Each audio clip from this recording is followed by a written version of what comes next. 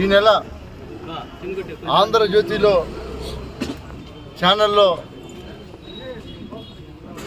ఈ ఆంధ్రప్రదేశ్ వైఎస్ఆర్ కాంగ్రెస్ పార్టీలో ఉన్నటువంటి నాయకుల కుటుంబ సభ్యులు మహిళలు ఎవరైతే ఉంటారో వారిని అవమానకరంగా కించపరిచే విధంగా ఏబిఎన్ రాధాకృష్ణ ప్రసారాలు చేయటం మాధ్యమాల్లో యూట్యూబ్లో మనం అందరం చూసాం. ఇతను ఒక ఛానల్ పెట్టుకొని ప్రజలకు ఉపయోగపడే విధంగా ఏవైనా ఆ ఛానల్లో ప్రస్తావిస్తున్నాడా లేదా ఒక పార్టీకి తొత్తుగా వ్యవహరిస్తున్నాడా అనేది ప్రజలందరూ కూడా గమనించారు. ఎందుకంటే ఏ ఛానల్ అయినా కావచ్చు, ఏబిఎన్ కావచ్చు, అనేకమైనటువంటి ఛానళ్ళు మన రాష్ట్రంలో ఉన్నాయి. వాళ్ళందరూ కూడా వాళ్ళ ఛానల్ను ప్రజలకు ఏదైతే తెలియపరచాల్సిన విషయాలు ఉన్నాయో వాటిని తెలియపరుస్తున్నారో ప్రజలందరూ కూడా చూస్తున్నారు. లేనివి ఉన్నట్టుగా, ఉన్నవి లేనట్టుగా ప్రచురించే ఛానల్ ఏదైనా ఉంది అంటే అది ఏబిఎన్, మనందరికీ కూడా తెలుసు. ఆఖరికి ఇప్పుడు మహిళల మీద కూడా పడ్డారు. వీళ్ళు కూటమి ప్రభుత్వానికి తొత్తుగా వ్యవహరించడం చాలా బాధాకరమని కూడా మేము కోరుకుంటున్నాం. మీ ఇండ్లలో కూడా మహిళలు ఉన్నారు, గుర్తుపెట్టుకోండి. మీకు కూడా బిడ్డలు ఉన్నారు, మీకు కూడా అక్క చెల్లెలు ఉంటారు.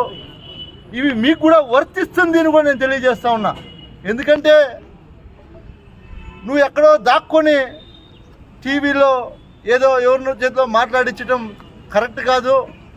ఆంధ్రప్రదేశ్ మహిళలు కన్నెర్ర చేశారంటే ఏబిఎన్ ఆఫీసు అడ్రస్ గల్లంత అయితే గుర్తుపెట్టుకో. ఏబిఎన్ రాధాకృష్ణ అని కూడా నేను హెచ్చరిస్తూ ఉన్నా. ఎందుకంటే నువ్వు నీ బతుకు నువ్వు ఎప్పుడైతే ఈ మీడియాలో ఏ రోజైతే నువ్వు మహిళల పట్ల అసభ్యకరంగా ప్రవర్తించావో దాన్ని వైఎస్ఆర్ కాంగ్రెస్ పార్టీ తీవ్రంగా ఖండిస్తున్నాం. ఈ మాటను వెనక్కి తీసుకోకపోతే రాబోయే రోజుల్లో ఖచ్చితంగా ఇదే మహిళలు నీకు బుద్ధి చెప్పే టైం దగ్గర పడుతుందని కూడా మేము హెచ్చరిస్తున్నాం. ప్రజలందరికీ కూడా మేము తెలియజేసేది ఒకటే, 5 ఏళ్ళు జగన్మోహన్ రెడ్డి గారు ముఖ్యమంత్రిగా ఉన్నప్పుడు అనేక సంక్షేమ పథకాల ద్వారా, అనేక పదవుల ద్వారా మహిళలను అభివృద్ధి చేయాలనే అభివృద్ధి పదంతో జగన్మోహన్ రెడ్డి గారు ఆ రోజు పరిపాలనను ముందుకు సాగించారు. ఈరోజు చేతగాని కూటమి ప్రభుత్వం మీకు పరిపాలన చేత కాదు. ఎన్ని అరాచకాలు ఈ 22 నెలల్లో ఎంతమంది మహిళల మీద అఘాయిత్యాలు జరుగుతున్నాయి. ఎవడైనా పట్టించుకుంటున్నాడా? రాధాకృష్ణ ఏబిఎన్ ఛానల్ కళ్ళు దుబ్బయ్యా నీకని అడుగుతున్నా. ఎక్కడైనా సరే ఒక్కటైనా నువ్వు చూపించావా నీ ఛానల్లో అడుగుతా ఉన్నా. కేవలం నువ్వు ఒక రాజకీయ పార్టీకి తొత్తుగా ఛానల్ పెట్టుకొని ప్రజలను ఇబ్బంది పడే విధంగా, నువ్వు ప్రజలను యామార్చే విధంగా, ప్రజలను మ్యానిపులేట్ చేసే విధంగా నువ్వు నీ ఛానల్లో కొన్ని అన్నీ కూడా చూపిస్తున్నటువంటివన్నీ కూడా మేము గమనిస్తున్నాం. మేము నిన్ను హెచ్చరిస్తున్నాం. ఖచ్చితంగా ఇది ఇలాగే కొనసాగితే నీకు కూడా తీవ్ర ఇబ్బందులు ఎదురవుతాయి. గుర్తుపెట్టుకో, వైఎస్ఆర్ కాంగ్రెస్ పార్టీ శ్రేణుల వల్ల అని కూడా తెలియజేస్తున్నాం. మేము కోరుకునేది ఒక్కటే, నీకు ఛానల్ పేరుతో ఆ ఛానల్ ముసుగులో నువ్వు రాజకీయ వ్యభిచారిని కూడా నేను తెలియజేస్తా ఉన్నా. ఎందుకంటే నువ్వు చేతనైతే ఆ రోజు 5 సంవత్సరాల్లో జగన్మోహన్ రెడ్డి గారు చేసినటువంటి మంచి ఒక్కటైనా చూపించావా అని అడుగుతున్నా. ఏబిఎన్ రాధాకృష్ణని ఒక్కటైనా చూపించావా? ఒక్క మంచి పని చేశాడని చెప్పావా? లేదు.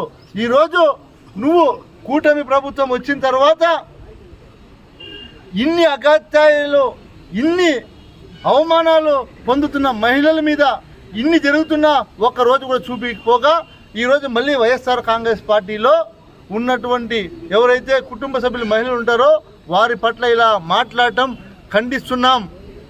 మీకు చేతనైతే కూటమి ప్రభుత్వ నాయకులకు నేను ఒకటి నా విన్నపం, జగన్మోహన్ రెడ్డి గారు చెప్పిన దాంట్లో ఏదైనా తప్పు ఉంటే మీరు మీడియా ద్వారా తెలియజేసే శక్తి మీకుంది, తెలియజేయండి. చేత కాకపోతే అన్నీ మూసుకొని ఉండండి. జగన్మోహన్ రెడ్డి గారు ఏం చెప్పారు? 2 లక్షల కోట్లు పెడితే కానీ అమరావతి పూర్తి కాదు, ఆ అమరావతి కట్టినా అది ఉంటుందో కూలిపోతుందో తెలియనటువంటి పరిస్థితి, సంవత్సరానికి 5-6 పంటలు పండే భూమి అది, అక్కడ పోయి 2 లక్షల కోట్లు పెట్టుబడి పెట్టాలంటే మన బడ్జెట్ ఎంత? నువ్వు 5 సంవత్సరాల గతంలో ముఖ్యమంత్రిగా ఉన్నప్పుడు నువ్వు ఖర్చు పెట్టింది ఎంత? 5,000 కోట్లు. ఇప్పటికి 2 సంవత్సరాలు అయితే ఉంది, ఇప్పటికి నువ్వు ఖర్చు పెట్టింది ఎంత?